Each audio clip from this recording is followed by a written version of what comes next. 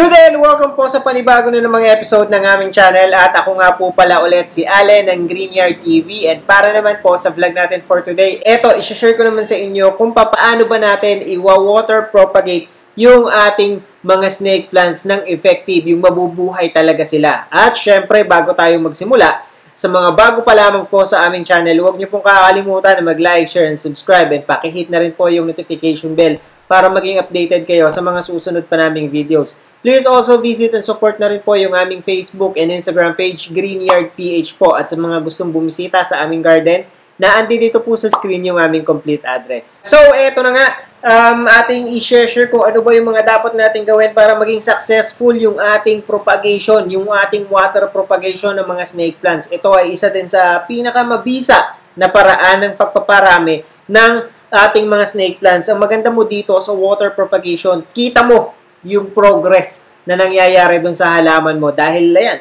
kita mo talaga siya. Very visible. At yan yung ating tatalakayin for today. Siyempre, sasagutin na rin natin yung mga ilang katanungan or yung mga frequently asked questions regarding dito sa mga snake plants. Lalo na katanungan doon sa previous vlog natin regarding dito sa mga snake plants. So, unahin na natin yung mga frequently asked questions muna. Ito po yung katanungan. Unang katanungan na galing kay Ma'am Malu Dalot.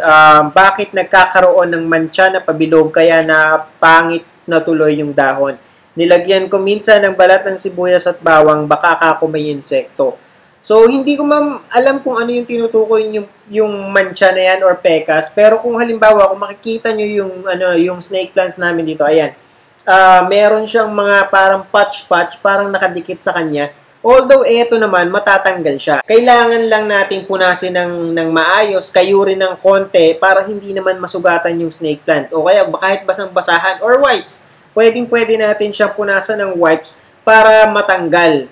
Eto kasi, yung nakikita nyo yan, hindi naman siya mantsa. Pero tama din yung ginawa mo, ma'am, kasi baka nga po, hindi ko kasi kita kung ano yung mantsa na yun eh. Although itong nangyayari sa snake plants namin, yan, katulad nga ng pinakita ko sa inyo, natatanggal naman siya. And para ma-prevent yan from happening again, mas maganda kung anuhan na natin, kung siya ay ating i-sprayan na ng neem oil o kaya yung mga homemade lang natin na mga insecticide, yung dishwashing soap na may kasamang vinegar. Meron akong vlog regarding dyan, pwede nyong panoodin para kung paano yung tamang timpla noon at magamit natin sa mga snake plants. Effective po yan. And ang isa pang ginagawa natin para sa ganyan, kapag kami nakita tayo na part ng snake plants, lalo na kung medyo makapal, kung mga ilang puno na yung nakalagay dun sa pot natin, i-separate na natin yun as much as possible para hindi na siya kumalat dun sa ibang dahon. Kasi manonotice nyo yan, pagka pinabayaan nyo lamang siya, hindi nyo rin siya nilagyan ng neem oil,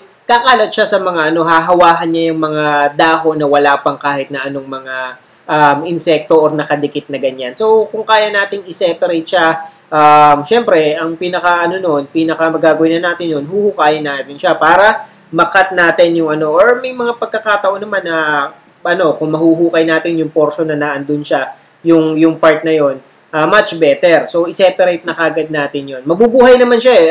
Automatic mo yun. I-water propagate mo na siya or i-soil propagate mo na siya. Mabubuhay naman yun. Ito namang isang question, parang karugtong rin to ng kay Ma'am Malu. Galing naman kay Sir Mario Dapot. Good day. Sir, what if nagkaroon ng aphids yung mga snake plants? So, kapag aphids talaga, ito yung mga iba pang insekto, yun, neem oil talaga. Sprayan natin ng neem oil o kaya yung binanggit ko na homemade fertilizer.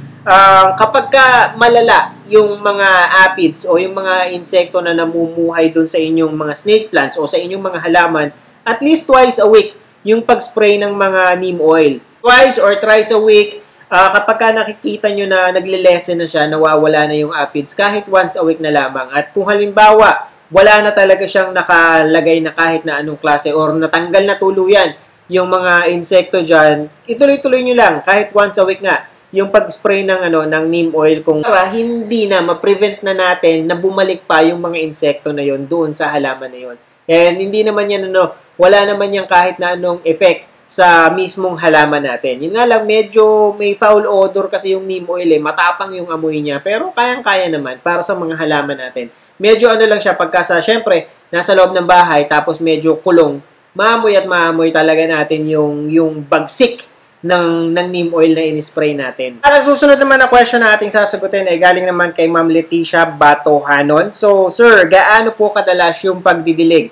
Pagdidilig, masasabi natin na depende kung saan siya nakalagay. Kasi, very flexible ang snake plants. Mapa loob ng bahay, bathroom, sa madilim na corner ng bahay nyo, sa labas, sa direct sunlight, wala kayong magiging problema sa mga snake plants dahil magta-thrive yung mga yan. Kaya isa siya talaga sa pinakamagandang halaman. Hindi lang para actually sa mga beginners kundi pangkalahatan talaga itong mga snake plants. Basta natuto ka or nagsimula ka mag-alaga ng halaman, snake plants yung go-to plant talaga.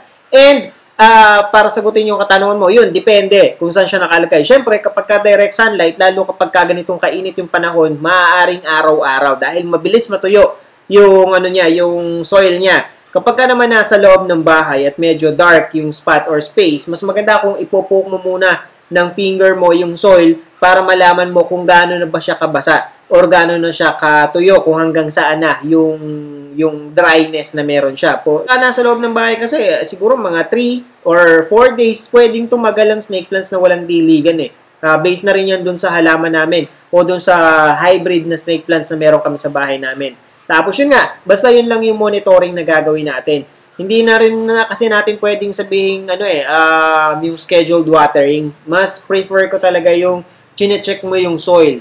Kasi mo lang naman yan kakapain mo lang naman yung pinakaibabaw hanggang at least 1 to 2 inches kung meron kang pang sadyok o kaya mismong finger mo lang kung okay lang naman sa'yo. Manonotice mo na yun or mapapansin mo na kagad na kailangan ng diligan ng mga snake plants para lang ma-avoid yung overwatering. Ito naman yung question na galing kay Ma'am Carmelita Eugenio. So, hello Mr. Allen, I have a question regarding my snake plants. I planted snake plants with yellow edges, but when their babies came out, I don't see like the ones with yellow edges that I planted as original.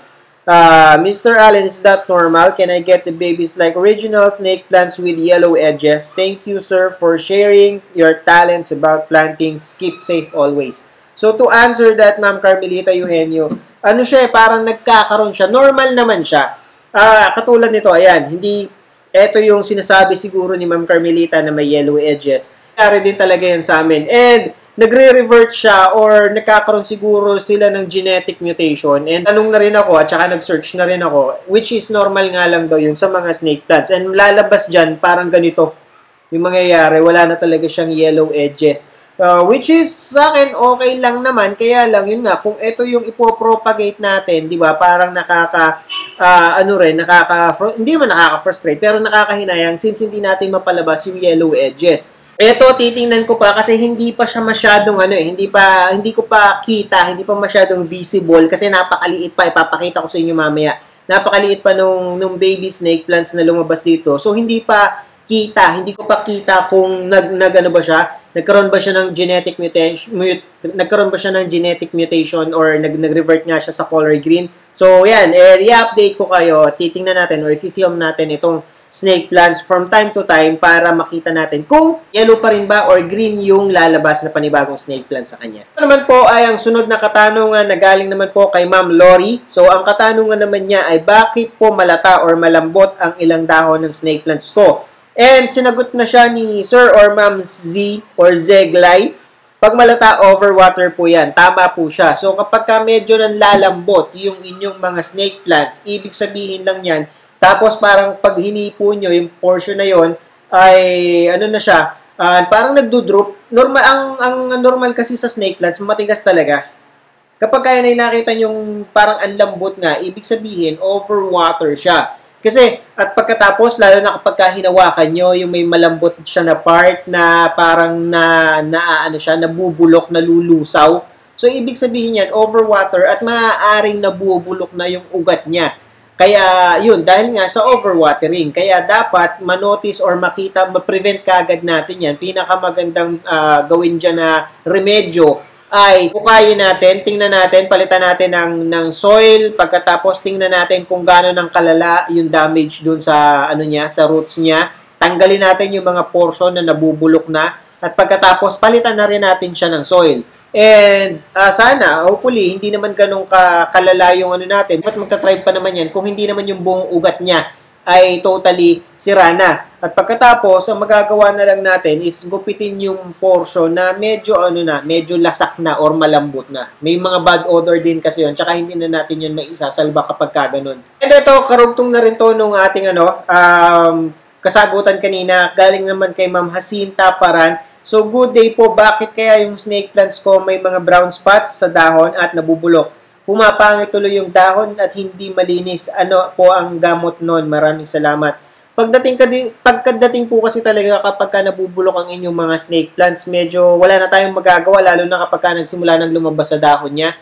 Pinaka magagawa na lang nating remedyo dyan is gupitin yung portion na nabubulok para at least hindi na kumalat pa doon sa snake plants. Pero hindi doon natatapos yan. Kasi kapag ginupit nyo lamang yung portion na nabubulok at hindi nyo chinek, hindi nyo inimbestigahan yung halaman nyo, hindi nyo tiningnan yung ugat, kakalat pa rin yan doon sa mga portion na na healthy pa yung dahon. Kaya make sure na laging i-check yung ugat. At katulad ng sinabi ko, maaring na-overwater nyo yung inyong mga snake plants, kaya nangyayari po yan. Kaya yun yung dapat nating iwasan. Lalo na yung mga snake plants na nasa loob ng bahay. Katulad ng sinabi naman ni Ma'am Nilda Rodriguez, ganyan din po yung snake plant ko, lalo pag nasa loob ng bahay. Kasi nga, wala masyadong tama ng direct sunlight. Pagkatapos, ang isa pa dyan, ay, yun nga, hindi na nakakatuyo yung soil.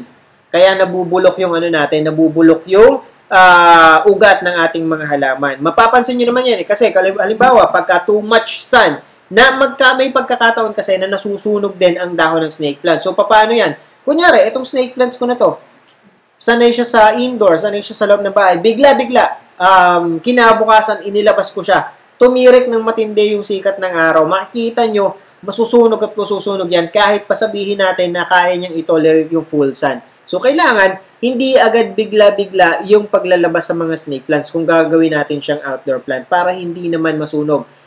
Pagkakaiba kasi ng yung too much sunlight sa overwatering, ang overwatering, nagkakaroon nga ng malambot or malabsak na part yung dahon ng snake plants. Kapag ka naman too much sunlight o kaya underwatering ang nangyayari, makikita nyo na matutuyo yan, yung ibabaw na portion. Tuyo talaga siya. Pag hinawakan mo, magbabrown yan, tapos nagbabrown pala siya, tapos pag hinawakan mo, tuyong-tuyo siya. So, yun yung difference ng underwatering, overwatering, yung underwatering at saka too much sun, at saka dun sa overwatering. So, yun yung dapat nating tandaan.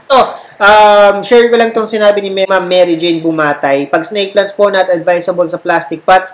Based on my own experience, lumalabas yung mga roots hanggang masira nila yung plastic. Tama naman yun. At alam ko, nabanggit ko rin yun sa vlog natin before. Hindi talaga pwede yun sa nursery bag, even yung mga malalambot na plastic pot, yung maninipis. Kasi sisirain niya ng snake plant. Sayang lamang yung yung binili natin na plastic pot. Kaya kung maglalagay kayo, it's much better na ilagay siya sa mga clay pots, mga ceramic pots, o kaya yung makakapal na mga plastic pots para hindi niya kayang sirain talaga. So, yun yung pinaka-advisable doon. And so, yun lamang yung mga frequently asked questions natin pagdating sa mga snake plants. Ngayon, pumunta naman tayo dito. Ano ba tayo makakapag-water propagate ng successful ng ating mga snake plants? Before kasi, dun sa vlog natin, ang tinuro natin, paano natin pakakapalin at saka yung soil propagation na ginawa natin. Ito, ayan naman, water propagation, and ito na yung resulta ng ating water propagation na yon. So, kahit anong klase ng snake plants, kayang-kaya nating i-water propagate, katulad ng nangyayari dito. At saka ito, less maintenance, at saka mag-e-enjoy kayo, ma-amaze kayo na panoorin kung papaanong everyday, kung papaano siya nag-i-evolve or kung papaano siya nabubuhay. At nagiging yung propagation na ginagawa ninyo. Kahit pa mga dwarf snake plants yan, katulad nitong isang to, ayan. Kung halimbawa lang dwarf snake plants, medyo kailangan natin ng medyo mas mababang base or lalagyanan. Tapos, pwede nating decorationan ng katulad dito. Yung iba kasing dwarf snake plants na ginawa natin before, nalipat ko na siya sa pot nagtira lang ako ng isang ganito kasi hindi siya dumadami kapag ka naka-propagate dito. Ayan. So, di ba? So, kayo na lang yung bahala ko or kayo na lang yung masusunod kung ano ba yung decoration na gusto nyo. Ito pagdating naman dito sa ating sa ating snake plants na to, ito ay tatanggalin muna natin sa inyong sa glass na pinaglalagyan para makita nyo. So, ito yung isa na pinapropagate niya. Around, gano'n ang katagal to? Siguro mga 1 buwan, mahigit. Pero makikita nyo, magsisimula dyan, magkakaugat siya. Yan. Tapos, ayan na, sisibol na yung pinaka bago niyang baby. Unti yan lalaki. And ayan, kita nyo naman. Hintayin pa natin lumaki bago natin siya i-transfer sa much bigger pot. Etong isa, medyo nauna to eh. Medyo nauna tong isang to. Pinagsama-sama ko nga lang siya sa isang para at least para magsilbing decoration. Hindi siya patay. Makikita nyo, simula dito hanggang dito sa taas na to, okay naman yung natin, snake plants natin. Medyo mabagal lang tong isang to, pero nagsisimula na siya. Kasi nagkakaroon na siya ng mga bagong ugat. And konti na lang, na yan, magtutuloy-tuloy na yan. Lalabasan na rin yan ng panibagong baby katulad nito. So, yan, tanggalin muna natin to. Ito yung sinasabi ko sa inyo, hindi pa natin kita kung mayroon bang gold or wala or yellow yung edges nitong snake plants kasi hindi pa siya talaga visible. Pagkatapos, itong kasama niya, ayan na rin. Di ba? Lagay ko muna to. Makikita nyo na meron na siyang panibagong sibol. Diba? Ito na yung panibago. Ito na yung magiging sunod na ganitong kahaba. Namang isang to, nagsisimula na rin magkaroon, ayun, sa part na yon. So, ibig sabihin, very successful yung water propagation na ginawa natin. At makikita nyo naman na, yun yung mga roots niya, naghahabaan na. At napakaganda na rin i-display. So, ano ba magiging successful yung water propagation? Actually, very easy lamang kung tutuusin. Ang kailangan lang natin gawin, ito, kumat lang tayo. Walang kasamang kahit na anong ugat. Ang ginawa natin dito, nag-cut tayo ng isang pahaba muna na ganyan. Doon sa part, kahit sa ang snake plants na gusto nating i-propagate. And then, nag-cut tayo ng pa-V-shape na ganito. Yan. So, nag-cut tayo ng pa-V-shape na ganyan at yun yung itinanim natin or inilagay natin sa tubig. Yun yung ibinabad natin sa tubig. Hanggang eventually, ay nagkaroon ng panibagong baby na snake plant. So, yun ay kaya siya nilagyan or kinat ng pa-V kasi mas mabilis daw yung pagkakaroon ng ugat at mabilis yung pagiging pagsibol ng panibagong baby na snake plants kapag ka naka-V cut yung ating itatanim. So, ito dahon na dahon lamang yung ibinabad at inilagay natin sa tubig. At kita nyo naman kung gaano na siya ka-successful. At pwede rin naman na isa yung ganito. Ito, mas mataas yung percentage na mabuhay siya. At sigurado, almost 100% kung masasabi na mabubuhay siya at hindi na siya mamamatay. Dito naman sa isang to, sa ating isang snake plants na to na color green, as you can see, ito ay hinukay natin siya. Tinanggal natin naman yung niya. Tinanggal natin yung, kumbaga isineparate natin siya. Pwede natin siyang sabihing root division, pero kasi meron siyang pinakalaman or rhizome noong nung kinuha natin siya sa mother plant. So, kumuha tayo, nakasama itong portion na to. I just can't remember kung meron ng ugat, kung may kasamang ugat nung kinat natin siya, or ito lang mismong rhizome na to, itong parang luya na to, yung kasama nung kinat natin. Kapag ganito yung ginawa ninyo, mas mataas, or almost 100% kung masasabi sa inyo na mabubuhay yung snake plants ninyo. And yun lang naman yung ginagawa natin. So, dalawang method ang pwede natin gawin. It's either ganito or yung ganito. Yung ito kasi, parang root division yung gagawin natin. Parang buong snake plants yung natin, itatransfer natin, ikakat natin, or ihihiwalay natin doon sa sa pinaka-mother plant niya. Tapos, ilalagay natin dito sa tubig para ibabad. Mas mabilis siyang magkakaroon ng baby. Katulad ng makikita nyo naman dito kung gano'n na kagad kalaki yung baby snake plants dito kung ikukumpara natin dito sa isang to. Diba? Pero gayon pa man, ayan nga, mas madali ito, mas sigurado, at saka mas mabilis. And kung halimbawa naman, yung isa, kunyari, wala pa, gusto nyo palang paramihin yung snake plants ninyo. At let's say, sabihin natin mga 2-3 dahon pa lang yung snake plants nyo, tas wala pa talagang maliliit na ganyan, wala pang mga bagong sipol na pwede nating i-root divide or kunin yung kasama yung ugat, pwede nating gawin yung ganito. Ayan, kakat lang tayo ng dahon at pagkatapos yung dahon na yan, siya nating kakatan ng pa-V shape at siya nang ibababad sa tubig. At pagkatapos, yun, nagtataka or baka maitatanong ninyo, bakit hindi siya hindi siya nabubulok at hindi siya, 'di ba, parang sinasabi natin na overwatering, 'di ba? Yun yung pagka-overwatering, eto nga nakababad sa tubig pero hindi nabubulok yung mga snake plants. So iba kasi siguro sa tingin ko merong ibang epekto kapag syempre nasa soil. Kaya yung snake plants natin nakalagay sa lupa, syempre may ibang reaction ang ang halaman doon. May ibang dahilan kung bakit nabubulok, unlike kung halimbawa tubig lamang. Ang pinaka-maintenance lang nitong ating snake plants ay magpalit ng tubig. Pag hindi niyo pinalitan ng tubig, sigurado pamamahayan niya ng lamok. Makakakita na lang kayo ng mga kitikite na naglalaga-alawan dyan sa pinakailalim. Safest is talagang palitan natin siya ng tubig. Kahit every 2 days lang naman yung pagpapalit ng tubig. At kung halimbawa, makikita nyo naman yan kapag may mga kitikiti ba, pinangingitlogan ng lamok yan, so tapon nyo na, di ba? Kung wala kayo makikita, ibig sabihin, walang kahit na anong kitikite or mosquito eggs dito na namumuhay sa inyong mga snake plants. So, yun. Pero ako personally pinapaltan namin tong tubig para mas safe. Yun yung isang paraan para ma-avoid natin na pamahayan ng lamok or pangitlugan ng lamok itong ating mga water propagation. Tapos, mas effective kung ilalagay nyo siya sa glass. Mas maganda kasi unang-una, maliwanag siya na area or spot ng bahay natin. Kasi yung isang snake plant na itinanim ko ng water propagation tapos nasa parang vase, hindi siya kagad nagkaroon or hindi talaga siya nagkaroon ng baby na snake plant. Pero itong nasa clear na glass, almost 1 month lamang nakikita nyo na kagad yung progress. At pagkatapos, mas maganda kung ilalagay pa rin natin siya sa mga bright spots. Since water propagation o propagation natin itong mga to kaya mas maganda kung nasa mga maliliwanag siya na part ng bahay natin. Ngayon, kung gagawin nyo lang naman pang display or pang decoration, mas maganda kung ang kukunin nyo yung root division o yung naka-root divide, yung may kasama ng rhizome. Pagkatapos, siya yung ilalagay sa tubig at i-display nyo. Walang problema doon. Magiging okay. Pero kung gusto nyo paramihin yung mga snake plants ninyo, ilagay nyo siya sa maliwanag na spot ng bahay ninyo.